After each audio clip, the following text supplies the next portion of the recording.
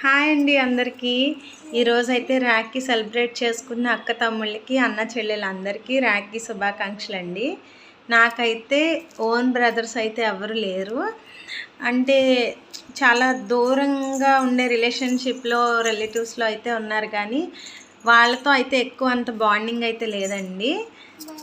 కానీ అన్నయ్య ఉన్న వాళ్ళకంటే అన్నయ్య లేని వాళ్ళకి ఎక్కువ ఫీలింగ్ అనేది ఉంటుంది. నాకు కూడా బ్రదర్ ఉంటే బాగుండేది కదా, నేను రాఖీ సెలబ్రేట్ చేసుకోవచ్చు కదా అని.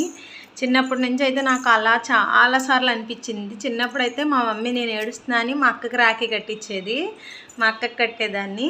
సో నాకులాగా ఫీల్ అయ్యే వాళ్ళు ఎంతమంది ఉన్నారు కమెంట్ అయితే చేయండి. సో మా పాప కూడా ఈసారి వాళ్ళ అన్నయ్యకి రాఖీ కట్టలేదు. లాస్ట్ ఇయర్ వచ్చేసి మా హస్బెండ్ వాళ్ళ అమ్మమ్మ ఎక్స్పైర్ అయ్యారు. సో అప్పుడు కూడా రాఖీ సెలబ్రేట్ చేసుకోలేదు. ఈ ఇయర్ అయితే మేము వెళ్ళలేదు, ఏలూరు కుదరలేదు, మా హస్బెండ్ ఊర్లో లేరు. సో అందుకని వెళ్ళలేదండి. అండ్ రాఖీ సెలబ్రేట్ చేసుకున్న వాళ్ళందరికీ వన్స్ అగైన్ హ్యాపీ రాఖీ. నాకు కూడా బ్రదర్ ఉంటే బాగుండేది, కానీ నాకు దేవుడిచ్చిన అన్నయ్య అయితే ఒక అన్నయ్య ఉన్నాడు. అన్నయ్య పేరు పాండు. మా అత్తగారు ఊరు వెళ్ళినప్పుడు, నేను పెళ్లి చేసుకొని అక్కడికి వెళ్ళినప్పుడు ఆ ఊరిలో మా ఇంటి పక్కన ఉండేవారు. నాకు అక్కడ అన్నయ్య పరిచయం అయ్యాడు, మా ఇంటి పక్కనే ఉండేవాళ్ళు. సో అలాగా చాలా ఇష్టం నాకు అన్నయ్య అంటే. చాలా మంచివాడు, అసలు అంత మంచి వ్యక్తిని నేను ఇప్పటివరకు ఎవరిని చూడలేదు, అంత మంచివాడు.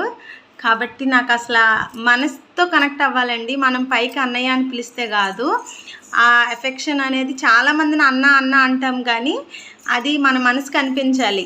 అలా అనిపించిన వ్యక్తి ఆ అన్నయ్య ఒక్కడే.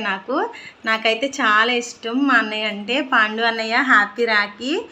నీకు రాఖీ కట్టడానికి కుదరలేదు, నేను నిన్ను కలిసిన తర్వాత ఒక్కసారి కట్టాను, ఇంకొకసారి కట్టడం ఛాన్స్ రాలేదు. మరి ఎప్పుడు వచ్చిందో చూడాలి, నెక్స్ట్ ఇయర్ అన్న ట్రై చేస్తాను. అన్నయ్య ఒక మాట అన్నాడు, నువ్వు నాకు రాఖీ కట్టినా కట్టకపోయినా ఎప్పటికీ నా చెల్లివేనమ్మా అన్నాడు. ఆ ఒక్క మాట చాలు. సో వీడియో లెంత్ అయిపోతుంది. ఓకే బాయ్ గాయ్స్, సబ్స్క్రైబ్ చేసుకోండి.